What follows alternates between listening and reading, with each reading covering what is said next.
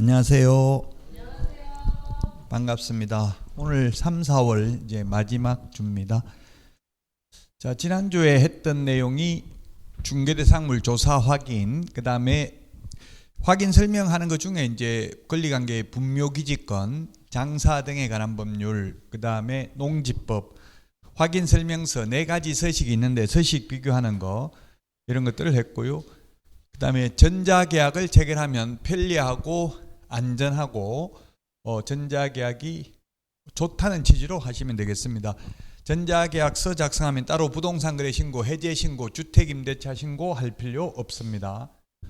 주택임대차 신고가 올해 한 문제 아마 출제될 겁니다. 왜냐하면 이때까지 가태료를 부과 안 했는데 올해 5월 말까지 이제 주택임대차 신고를 안 한 경우 6월 달부터 가태료 부과를 한답니다. 유예를 이때까지 했는데 4년 유예를 했는데 더 이상 유예하지 않겠다고 국토부에서 발표를 했습니다. 자, 그 다음에 부동산 등기특별조치법, 가장 중요한 게 주택임대차보호법은 반드시 출제되고요. 그 다음에 부동산 실명법은 민법에 반드시 나오고 우리 중개실무에도 나올 확률이 80%가 되겠습니다. 자, 오늘 한 내용, 이제 오늘 공부해야 될 내용은 3문제 시험에 반드시 나옵니다. 상가임대차보호법, 경매, 매수신청들이 각각 한 문제씩 출제됩니다. 자, 그러면 상가건물임대차보호법입니다. 우리 박무각 기본서 483페이지입니다. 483페이지 상가건물임대차보호법입니다. 적용대상입니다. 483페이지 적용대상이 사업자 등록의 대상이 되어야 합니다. 따라서 사업자 등록의 대상이 되지 아니한 우리 아파트 단지 내에 보면 가정 어린이집 있는데 이런 것들은 상가임대차법도 적용되지 않고 주택임대차보호법도 적용되지 않습니다. 그러면 어린이집이나 노인주간보호센터 이런 것들은 민법이 적용됩니다. 민법임대차. 그래서 여러분들이 주택임대차, 상가임대차, 농지임대차, 민법임대차 이런 것들을 좀 구분할 필요가 있죠. 여러분들이 민법도 공부하니까. 주택은 주택임대차보호법이 적용되고 상가는 상가임대차보호법이 적용됩니다. 그러면 민법은 적용될 게 토지라든지 또는 이런 어린이집이라든지 노인주간보호센터 이런 것들은 민법임대차가 적용이 될 것입니다. 주된 부분이 영업용이어야 되고요. 미등기 전세, 우리 흔히 동네 말로 전세라고 하지만 이건 채권적 전세, 물건인 전세권이 아니죠. 물건인 전세권이 되려면 전세권 설정 등기를 해야 되는데 현실적으로 제가 중개업을 해보니까 주택임대차 등기를 하는 거 한 번도 못 봤습니다. 등기해달라고 부탁을 해서 만약 주인한테 겨우 동의를 받아가지고 하라고 하면 돈이 들어가니까 안 하더라고요. 확정일자 받으면 사실상 등기하는 것과 배당받는 데 있어서는 더 유리합니다. 외려 등기하는 것보다 확정일자 받는 게. 왜냐하면 확정일자 받으면 토지 매각 대금에 대해서도 우선 면제를 받을 수 있습니다. 그런데 전세권 설정 등기하면 만약 건물에 대해서만 전세권 설정 등기했다면 건물 매각 대금에 대해서만 우선 면제 받습니다. 그래서 외려 전세권보다도 확정일자 받은 임차권이 더 유리할 수도 있습니다. 배당받는 데 있어서는. 물론 전세권 설정 등기를 하면 전전세권이 있고 임의경매 신청권이 있는 것은 임차권보다 유리한 점입니다. 그래서 채권적 전세, 즉 미등기 전세도 우리 동네 말로 흔히 전세라 하는 것들도 임대차법 적용이 된다는 이야기입니다. 이 법 적용이 된다. 주택은 자연인만 적용되는데 상가는 법인도 적용된다. 물론 주택은 예외적으로 법인인 경우 중소기업이라든지 LH, SH 등은 예외적으로 적용됐죠. 법인이라 하더라도 주택임대차. 일시사용을 위한 임대차는 주택임대차법, 상가임대차법 모두 적용되지 않는다. 상가는 환산보증금 제한이 있다. 주택은 모든 주택이 주택임대차보호법 적용 대상입니다. 예를 들면 서울에서 전세가 20억이 넘는 것들도 많이 있습니다. 전세 20억 넘는 주택도 주택임대차보호법 적용됩니다. 그러나 상가는 환산보증금이 서울에서 9억을 넘으면 과밀억제권역에서 6억 9천, 광역시 5억 4천, 기타 3억 7천을 초과하는 경우에는 원칙적으로 상가임대차법 적용이 안 되고 민법임대차가 적용됩니다. 그 시대적 배경이 주택임대차보호법은 1981년도 전두환 정부 때 만들어졌고요. 상가임대차보호법은 2002년 김대중 정부 때 만들어졌습니다. 시대적 배경이 전두환 정부 때는 좋게 말하면 강력한 리더십이 있었고요. 나쁘게 말하면 독재 정권이었습니다. 그래서 정부에서 하더라도 야당에서 반발하기 어려웠습니다. 그래서 모든 주택에 대해서 적용한다고 해도 반발하기가 힘들었습니다. 근데 김대중 정부 때는 원래는 모든 상가에 대해서 적용하려고 정부에서는 했었습니다. 근데 야당에서 반대를 해서 결국은 일정 금액을 초과하는 경우는 적용하지 않는 것으로 제외시켰습니다. 왜냐하면 모든 상가 다 하려고 하니까 누가 반발해요? 상가 건물주들이 반발을 하는 거예요. 왜냐하면 모든 상가를 적용해버리면 담보가치가 하락합니다. 왜냐하면 임차권이 먼저 배당을 받으면 은행에서는 대출을 회수하려고 할 거 아니에요. 그러다 보면 건물주 입장에서는 불리하죠. 또 다른 담보를 제공해야 되고 이러니까. 그래서 여기가 뭐 빨갱이냐 이런 식으로 해가지고 모든 상가를 적용하는 게 아니라 이 금액을 초과하는 경우, 일정 금액을 초과하는 경우에는 적용하지 않는 것으로 했습니다. 그 금액이 옛날에 초창기 때 2002년도에는 3억이었습니다. 3억. 물론 옛날 숫자 기억할 필요 없습니다. 시험에 나온 적은 있지만 시험에 10년에 한 번 나오는 거 이런 거는 공부 안 하는 게 더 낫습니다. 너무 깊은 거 사이드에 있는 거 공부해가지고 100점 받으려고 생각하는 거는 바람직하지 않습니다. 요즘 출제 경향이 100점은 못 받도록, 솔직히 말하면 강사들도 100점 못 받도록 출제합니다. 제가 강의를 하지만 제 과목 100점 못 받습니다. 시험 보면. 그래서 저도 못 받는데 여러분이 100점 받으려고 생각하는 것은 바람직하지 않다. 공인중개사법도 이제 70점 정도만 안정적으로 받을 수 있습니다. 80점도 받기 쉽지 않습니다. 그럼 다른 과목도 거의 60점 가까이, 최소한 50점 이상은 받아야 됩니다. 자, 일정 금액을 초과하는 경우에는 적용되지 않는다. 그러나 이 일정 금액, 즉 서울에서 9억을 초과하더라도 환산보증금이라는 것은 보증금 더하기 월세 곱하기 100을 한 금액을 환산보증금이라고 합니다. 환산, 월세를 전세로 환산했다는 이야기죠. 바꿨다는 이야기죠. 주택의 경우에는 환산보증금이라는 개념이 없습니다. 지난주에 했던 주택은. 근데 상가만 소위 환산보증금이라는 말을 씁니다. 그 말은 우리나라에서 옛날에는 주택의 경우에는 거의 대부분이 전세였고 월세가 별로 없었습니다. 물론 지금은 월세 비중이 더 높아졌다고 하는데, 근데 상가의 경우에는 월세가 없는 경우가 거의 없죠. 상가를 전세로만 있는 경우는 거의 없잖아요. 그래서 월세까지 포함해서 그것을 소위 환산보증금이라고 부릅니다. 만약에 서울에서 보증금 1억에 월세가 800만 원이면 800만 원 곱하기 100을 합니다. 그러면 8억이죠. 그리고 보증금 1억 합하면 환산보증금이 9억입니다. 환산보증금은 보증금 더하기 월세 곱하기 100을 한 금액을 환산보증금이라고 합니다. 자, 환산보증금이 일정 금액을 초과하더라도, 초과하면 원래 민법이 적용되고 상가임대차보호법이 적용 안 되는데 예외적으로 요거는 적용이 된다는 이야기입니다. 9억을 초과하더라도. 그게 뭐냐면 9억을 초과하더라도 적용되는 거, 이게 민법 시험에도 출제됐고요. 우리 공인중개사법에도 출제됐습니다. 우리 교과서는 484페이지 그 양가로 3번 맨 밑에 박스 안에 동그라미 9번까지 있죠. 요게 소위 예외입니다. 지금 칠판에는 이렇게 적어놨는데요. 임시특례라고 적어놨네요. 칠판에는 임시특례라고 적어놨는데 그게 우리 교과서는 485페이지 동그라미 9번에 있어요. 9번 임시특례 6개월 한시법입니다. 뭐 이게 시험에 나올 확률이 그렇게 높진 않습니다. 이미 6개월 한시 기간이 지났기 때문에 그렇게 높진 않지만 그래도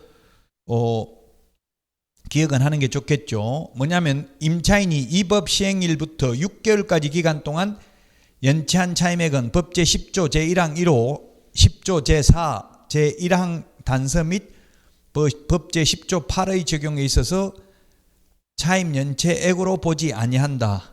이 경우 연체한 차임액에 대한 임대인의 그 밖의 권리는 영향을 받지 않는다. 법 좀 읽어봐도 무슨 말인지 모르는데 이번에 헌법재판소에서 결정한 결정문은 국민들도 이해하기 쉽게 해놨는데 지금 조금 전에 거는 읽어봐도 무슨 말인지 잘 모르게 돼 있죠. 이걸 한마디로 말하면 코로나 때, 쉽게 말하면 코로나 때 그 문 닫아라고 해가지고 집합금지 명령 또는 집합 제한 명령을 3개월 이상 받아가지고 문을 닫아가지고 돈을 못 벌어가지고 월세를 못 냈다 하더라도 그때 못 낸 월세는 6개월까지 못 낸 월세는 3개의 차임액을 연체한 데 포함시키지 않는다. 그래서 극단적으로 코로나 때는 8개월 월세가 연체됐다 하더라도 계약 해지하고 내쫓을 수 없다는 이야기입니다. 그 6개월 한시입니다. 그렇기 때문에 지금은 해당 사항이 없습니다. 어쨌든 코로나 때 월세 못 내도 원래 석 달 월세 안 내면 밀리면 내쫓을 수 있다고요. 그러나 코로나 때 돈을 못 벌어가지고 6개월 동안 못 냈다 하더라도 그 6개월 못 낸 거는 제외시킨다. 그러면 2달 못 내고 이 6개월 못 내면 최대 8개월 동안 월세를 안 냈다 하더라도 내쫓을 수 없다는 특례입니다. 특례라는 게 뭐예요? 특별히 예외라는 이야기죠. 코로나 때 조금 문제에 보면 오늘 애들이 문제에 보면 여기에 내놓긴 해놨습니다. 이거 요 관련된 문제. 자, 그 다음에 표준계약서. 그 우리 교과서에 지금 다 있네. 표준계약서가 5번에 있잖아요. 484페이지. 표준계약서 사용을 권장할 수 있는 거, 이거는 9억 초과해도 할 수 있다는 이야기입니다. 그 다음에 대항력 1번에 있네. 1번. 대항력은 9억 초과하더라도 있다는 이야기입니다.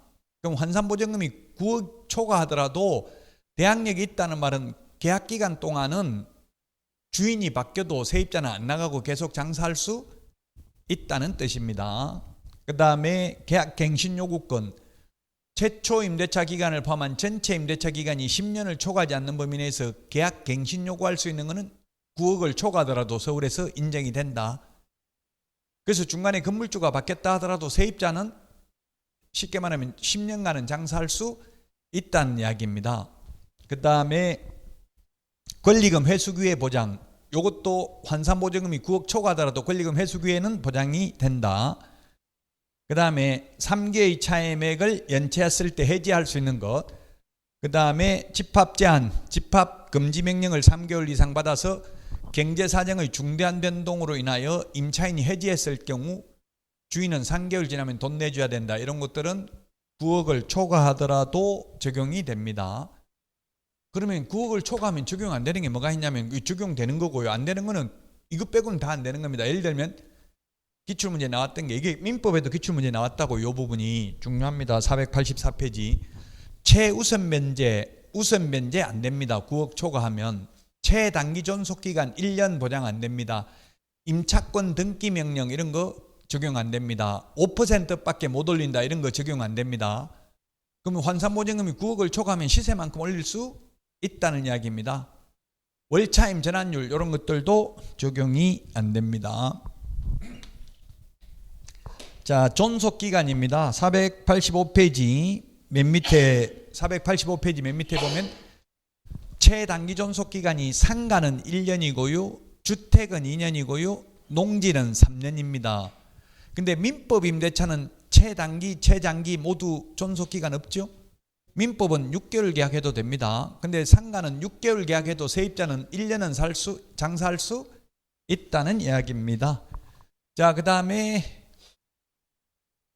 법정갱신, 묵시적 갱신입니다. 법정갱신, 묵시적 갱신 487페이지 맨 밑에 있네요. 487페이지 맨 밑에 임대인이 계약기간 만료 6개월 전부터 1개월 전까지, 즉 5개월 동안입니다. 6개월 전부터 1개월 전까지면 5개월이죠. 5개월. 이게 계약 끝나기 6개월 전부터 한 달 전까지니까 5개월 동안 아무런 말이 없으면 세입자 보고 나가라 소리도 안 하고, 아무 말이 없으면 자동 연장된다. 자동 연장, 법정갱신, 묵시적 갱신 요 세 개는 같은 뜻입니다.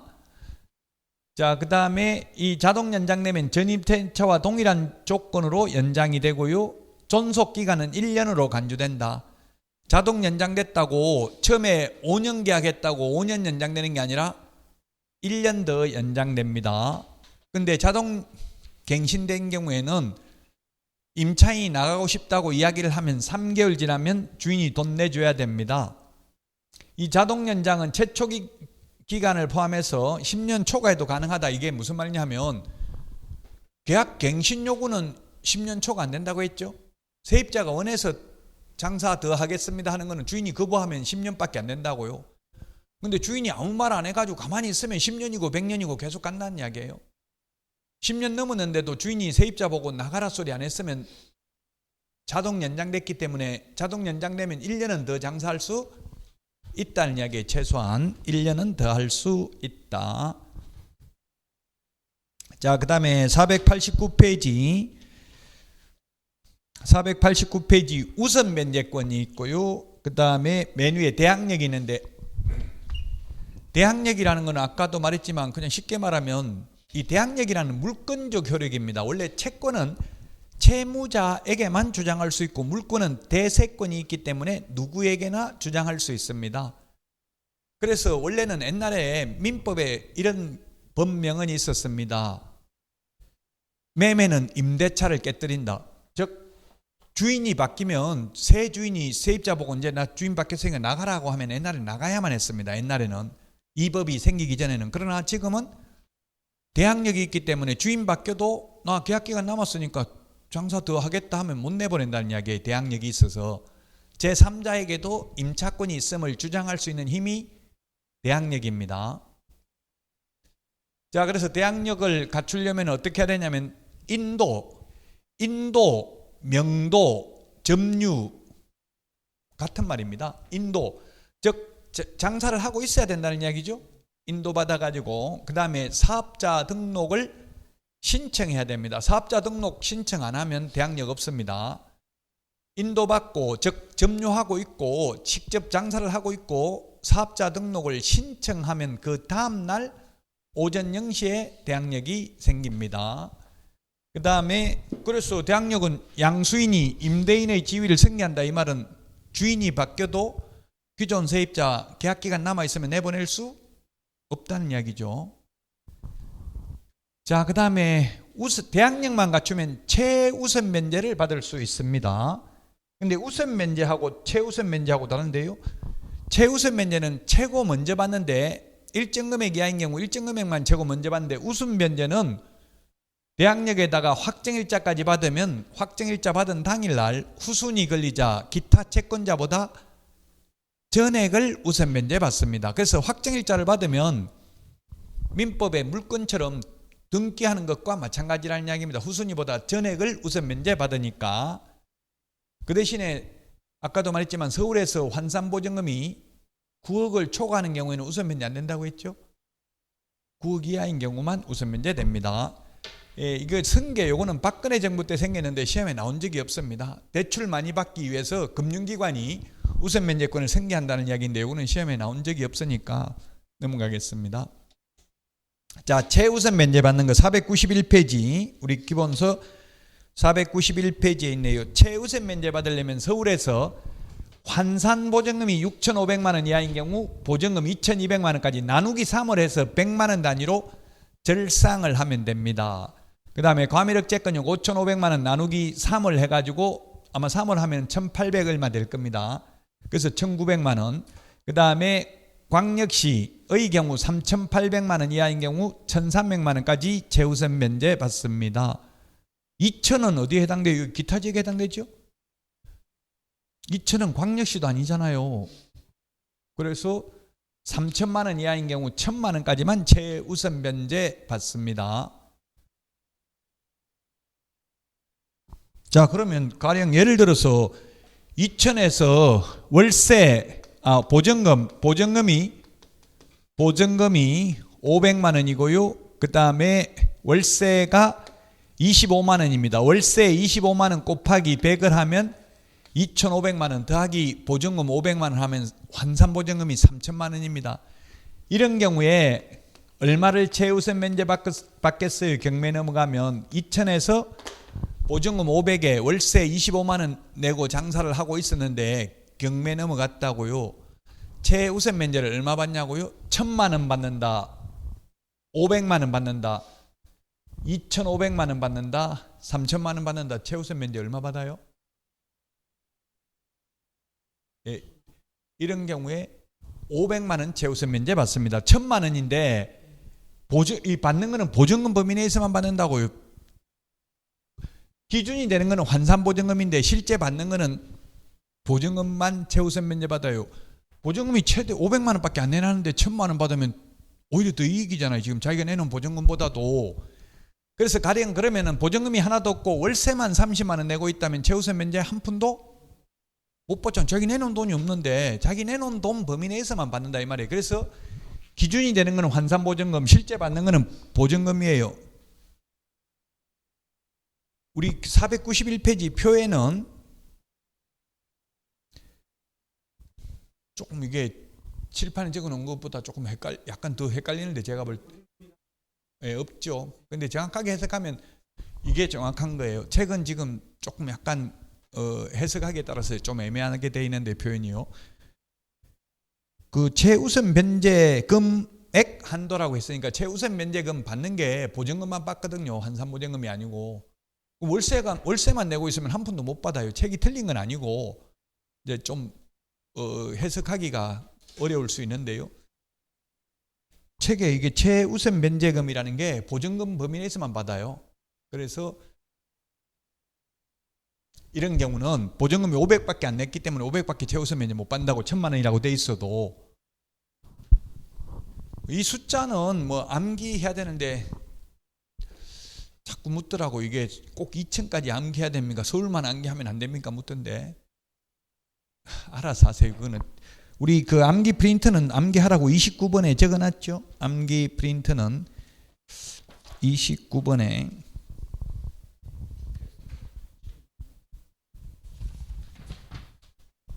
암기 프린트 29번에 있죠. 거기에 밑에 상가 있잖아요. 상가 보면 서울은 9억 이하, 6,500만 원 이하, 2,200만 원 이렇게만 적어놨죠. 자, 근데 9억은 여기 없는데 9억이 뭐냐면 여기 9억 이거는 우선 면제 받는 금액이에요. 우선 면제 받는 금액. 9억 이하에야만 우선 면제가 되고 9억 초과하면 우선 면제 자체를 못 받아요. 그리고 최우선 면제는 6,500만 원 환산, 9억이라는 것도 환산보증금이에요. 환산보증금이 6,500만 원 이하인 경우 보증금 2,200만 원까지만 최우선 면제 받는다고 기준이 되는 금액은 보증금이에요. 받는 금액은. 그래서 이 숫자는 암기해야 되는데 시험에 뭐 해마다 이 숫자가 나오는 건 아닙니다. 그러나 나올 수는 있어요. 나온 적도 있고요. 과거에. 자, 그래서 최우선 면제 받는 금액 요거는 서울부터 암기를 하고 힘들면 뭐 서울만 해도 되고요. 시험에 나올 수는 있습니다. 전부 다. 그리고 이 최우선 면제는 주택가격, 상가가격의 2분의 1 범위, 낙찰가 2분의 1 범위 내에서만 최우선 면제 받습니다. 예를 들어서 1,000만 원씩 최우선 면제 받는데 세입자가 상가면 10명이 있을 수도 있고 100명이 있을 수도 있잖아요. 그 10명이 있는데 그냥 이론적으로 10명이 최우선 면제 각각 1,000만 원씩 받으면 1억 받아야 되잖아요. 근데 그 상가가 경매에 1억에 낙찰됐어요. 그러면 5천만 원만 떼준다고. 5천만 원 가지고 나누니까 500밖에 최우선 면제 못 받을 수도 있다는 이야기죠. 항상 전액을 다 최우선 면제 받을 수 있는 것만은 아니라는 이야기입니다.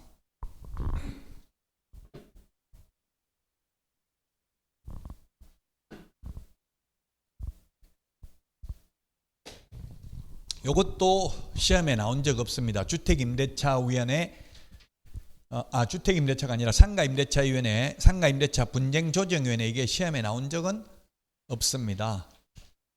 주택도 분쟁조정위원회라는 게 있죠. 시험에 나온 적 없으니까 그냥 간략하게 보고 넘어가겠습니다. 주택임대차위원회는 법무부에 둔다. 위원장 1명 포함하여 10명 이상 15명 이하입니다. 우리 주택임대차위원회는 9명 이상인데 여기는 10명 이상입니다. 제가 볼 때는 이 법을 만든 분들이 조금 이거는 잘못 만들었다고 저는 생각해요. 왜냐하면 민주주의의 가장 큰 원칙은 다수결의 원칙입니다. 다수결의 원칙은 과반수 출석, 과반수 찬성이죠. 지금 우리나라 국회의원들이 논리적으로 보면 엄청난 흠결이 있습니다. 국회의원 숫자가 옛날에 299명이었는데 지금 300명이거든요. 그럼 극단적으로 300명이 출석해가지고 150명 찬성, 150명 반대해버리면 딱 가부동수가 나오면 아무 일도 못해요. 민주적 정당성을 확보할 수가 없어요. 이론적으로 보면. 물론 현실적으로는 300명 다 출석한 경우는 극히 드물더라고요. 이례적이더라고요. 물론 뭐 무슨 탄핵 같은 거 하는데 안 하면 막 다 가만 안 두고 이렇게 하면 막 여야에서 이렇게 하면 가능할 수도 있는데 거의 극히 드물어요. 그래서 어쨌든 이 10명이라는 숫자, 국회의원 300명이라는 숫자 짝수는 바람직하지 않다는 이야기입니다. 그래서 현실적으로 10명 이상 15명 이하지만 10명을 10명을 짝수를 임명하지는 않을 거라고요. 그래 버리면 5명 찬성 5명 반대해 버리면 이론적으로 아무 일을 할 수도 없잖아요. 어쨌든 그래서 주택은 9명 이상 15명 이하인데 상가임대차위원회는 10명 이상. 이게 좀 특이하니까 기억은 하십시오. 시험에 나온 적은 없고요. 그 다음에 위원장은 법무부 차관이고요. 임기는 2년이고 한 차례만 연임이 가능하다. 연임 연속해서 가는 게 연임이죠.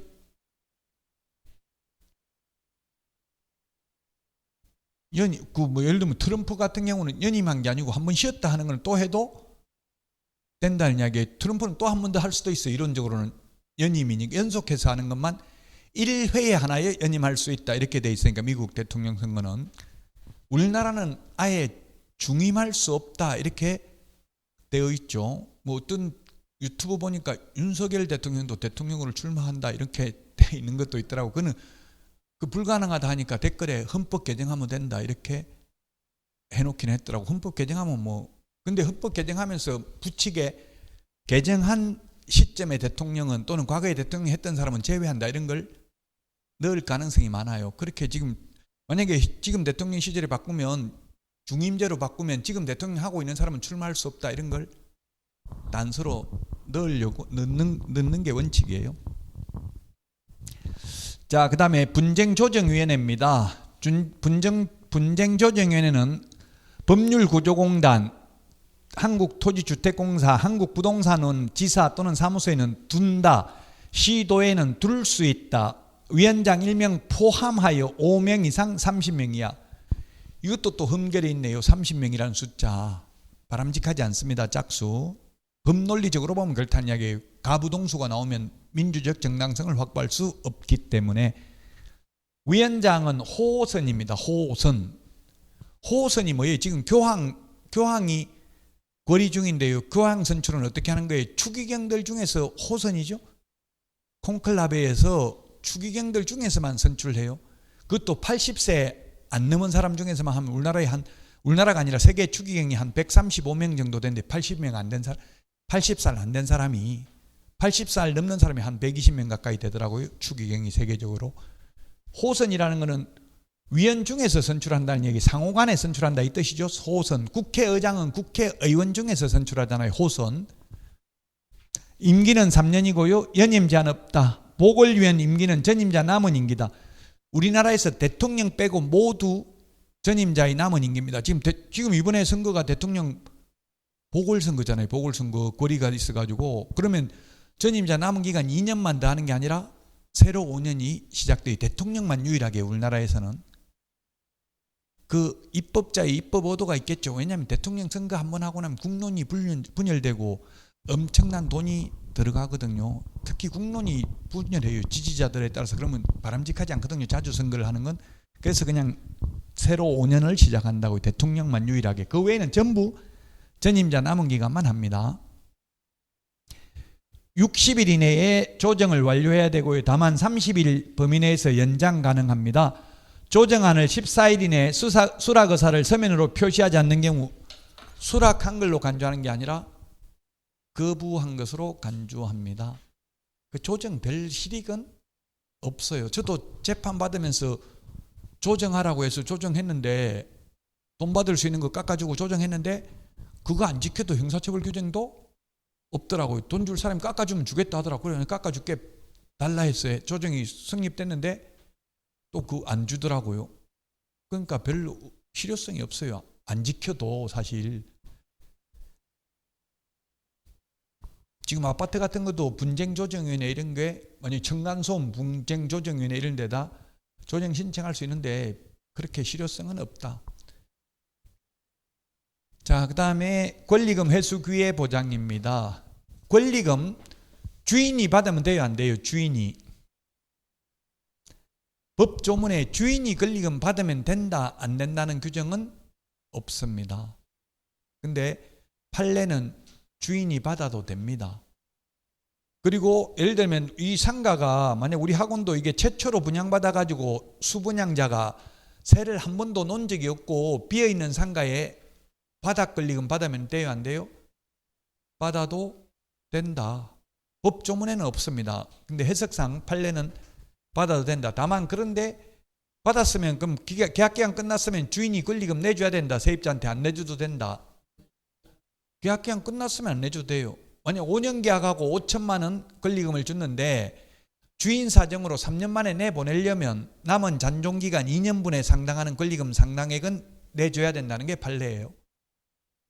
주인이 받아도 돼요. 주인이 못 받는다 생각하는 사람들이 의외로 많더라고요.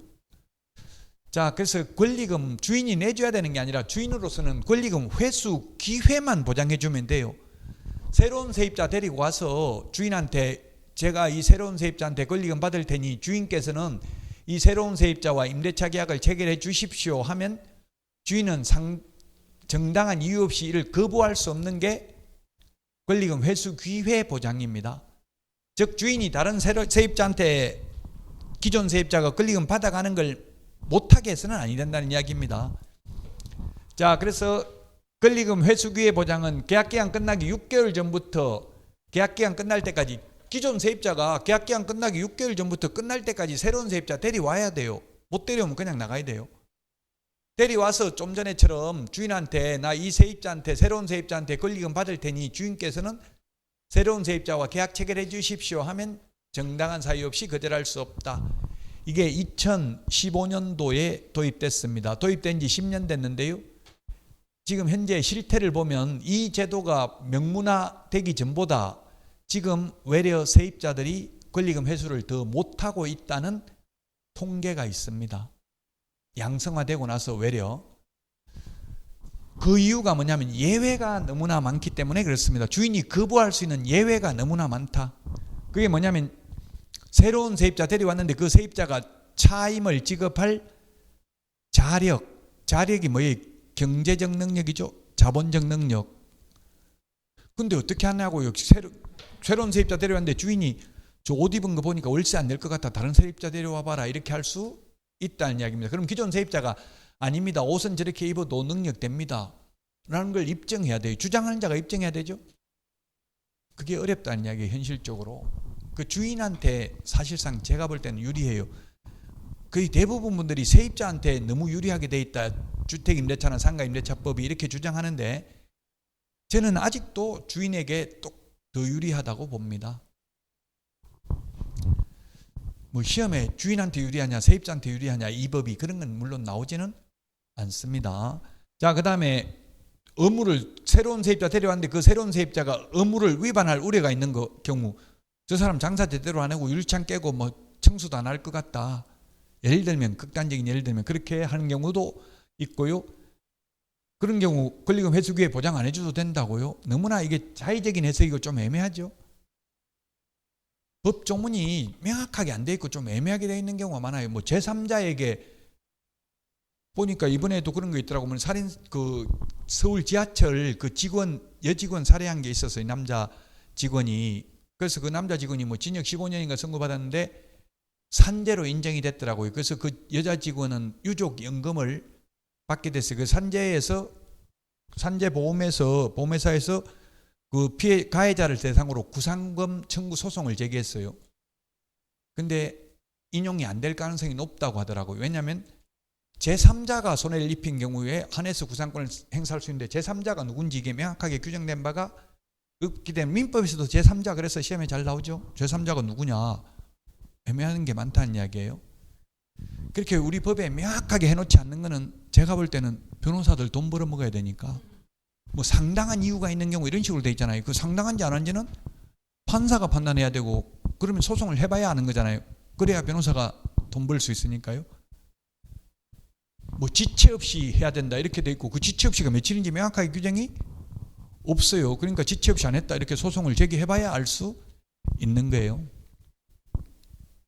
자, 요거 이제 판례가 있습니다. 그것도 이게 뭐냐면 1년 6개월 이상 영업용으로 사용하지 않는 경우에 이거는 세입자가 1년 6개월 사용 안 했는지 주인이 사용 안 했는지 여기에 대한 명확한 규정이 법에는 없어요. 근데 대법원 판례는 이 1년 6개월 이상 영업용으로 사용하지 않는다는 의미는 대부분에서 명확하게 규정을 했어요. 법조문에는 없는데 주인이 기존 세입자 내보내고 앞으로 1년 6개월 이상 영업용으로 쓰지 않고 이 꼴 저 꼴 보기 싫다, 나 더 이상 1년 6개월은 세 안 놓겠다, 그냥 내가 내 개인 사무소로 쓰겠다, 이렇게 말했으면 권리금 회수 기회를 보장 안 해줘도 된다. 근데 대법원 판례가 뭐냐면 그런 말을 안 했다가 처음에 그런 말을 한 적이 없는데 권리금 이게 소송을 하다 보니까 1년 6개월 흘러가 버렸어요. 소송 중이니까 세입자가 안 들으려고 하잖아요. 지금 소송하고 있다 이러면 안 들으려고 하겠죠. 그래서 1년 6개월 동안 세입자를 못 받았다고요. 그러니까 주인이 나 1년 6개월 동안 세 안 났으니까 이제는 1년 6개월 지났으니까 더 이상 권리금 회수 기회를 보장해 줄 필요 없다, 이렇게 항변을 했는데 대법원에서는 그거는 안 된다. 1년 6개월 사용 안 하려면 처음부터 1년 6개월 이제 사용하지 않겠다, 그러니 권리금 회수 기회를 보장하지 주지 않겠다는 의사표시를 하고 실제로도 사용하지 않았어야지 처음에는 리모델링 해야 되니까 나가라 이렇게 이야기를 했다가 결국 소송하다 보니까 1년 6개월이 지나서 세입자를 못 받았다 하더라도 그러한 이유로 권리금 회수 기회를 박탈할 수는 없다라고 봄이 상당하다는 대법원 판례가 있습니다. 주인이 세입자 내보내고 1년 6개월 이상 영업용으로 사용하지 않는 경우를 의미한다고 대법원에서 판결하고 있습니다. 자, 그 다음에 임대인이 선택한 신규 임차인이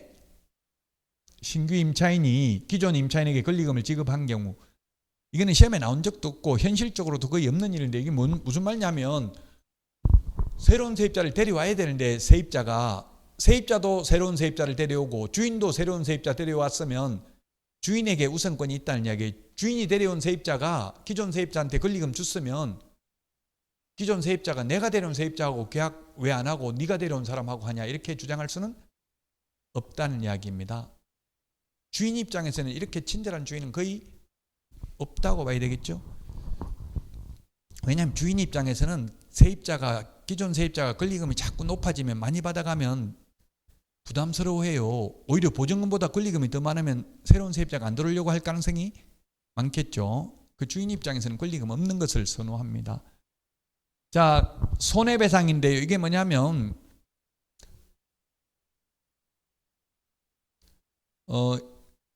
손해배상, 만약에 이게 권리금 회수 기회를 박탈해가지고 회수 기회를 주지 않아서 세입자가 손해가 발생했으면 주인한테 손해배상을 청구할 수 있는데 손해배상 청구는 시효가 3년입니다.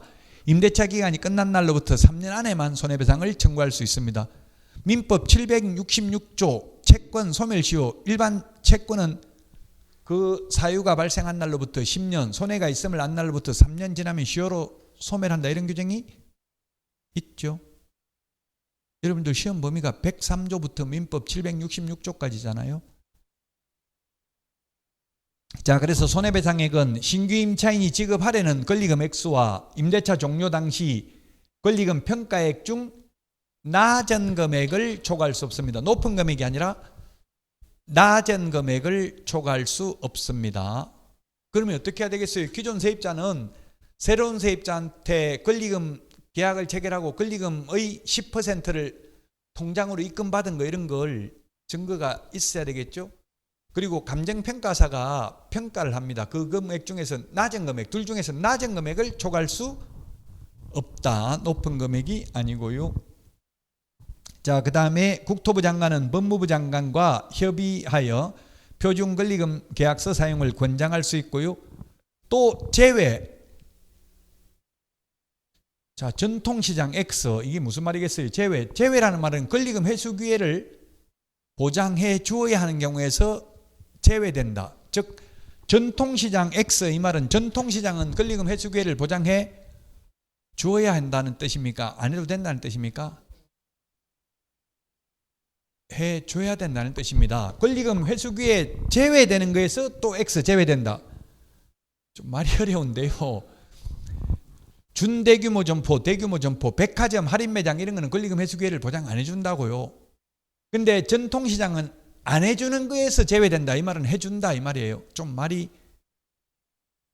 법은 좀 어렵게 돼 있어요. 말을 꼬아놨는데 어쨌든 전통시장은 결론은 권리금 회수 기회 보장된다는 뜻입니다. 백화점, 할인 매장은 안 됩니다. 백화점은 매장을 한 달에 위치를 바꿔버려요. 한 두 번씩. 보름마다 2주마다 한 번씩 매장 위치를 바꾸더라고요. 왜 그렇게 했어요? 그 에스컬레이터나 이런 거 사람들 많이 다니는 데가 더 많이 팔릴 가능성이 높잖아요. 구석탱이 이런 데 서로 안 가려고 한다고. 그래서 위치를 자꾸 바꿔요. 수시로 한 달에 2번씩. 그래서 그런 거는 권리금 회수기회가 보장 안 된다. 국유재산, 공유재산, 지하상가 있어요. 지하상가, 서울 강남 고속버스 터미널 지하상가, 부산 남포동 지하상가, 대구 반월동 지하상가, 인천 부평 지하상가 이런 거는 국공유재산입니다. 공유재산입니다. 대부분 개인재산이 아니기 때문에 그건 공개입찰 방식으로 세입자를 모집해요. 그래서 권리금 회수기회가 보장 안 됩니다. 계약갱신 거절 사유에 해당되는 경우 암기 프린터 54번 암기 프린터 54번에 보면 계약갱신 거절 사유 8가지 여기에 해당되는 경우, 즉 3개의 차액을 연체한 적이 있는 경우 등은 권리금 회수기회가 보장 안 됩니다. 전차인도 권리금 보호 대상이 아닙니다. 전차인이 누구예요? 세입자로부터 다시 세를 얻은 사람을 전차인이라고 하죠. 전차인도 권리금 회수기회 보장 대상이 아닙니다. 자, 정감 청구인데 정액 청구는 5%를 초과할 수 없고요. 한번 올리고 나면 1년 안에는 또 못 올립니다. 감액 청구는 상한선이 없습니다. 시험에 정감 청구는 5% 범위 내에서만 가능하고 한번 정액하고 나면 1년 안에는 못 올린다. 옵니까 X입니까? 정감 청구는 5%밖에 안 된다. 1년에. 감이 들어가서 X죠. 기출문제 그렇게 나왔어. 정감 청구가 아니고 정액 청구만 5%고 감액은 상한선이 없다. 기출문제에 정감 청구 이렇게 두 개를 섞어서 넣어가지고 X로 나왔어요. 그 다음에 이게 또 2번도 시험에 안 나올 확률이 높기는 한데요. 이게 뭐냐면 코로나 때 깎아주기 운동이 있었잖아요. 손님 못 받았으니까. 그러면 월세 100만 원이었는데 코로나라서 도저히 월세 못 내겠다. 장사 손님 하나도 없다. 그래서 50만 원으로 깎아줬어요. 주인이. 그 이제 코로나 끝나고 장사가 정상적으로 되니까 월세 옛날대로 100만 원을 올리려고 하니까 세입자가 안 된다. 50만 원 깎아줬으니까 그 깎아준 데서 1년에 5%밖에 못 올려주겠다. 이거는 안 된다는 이야기예요.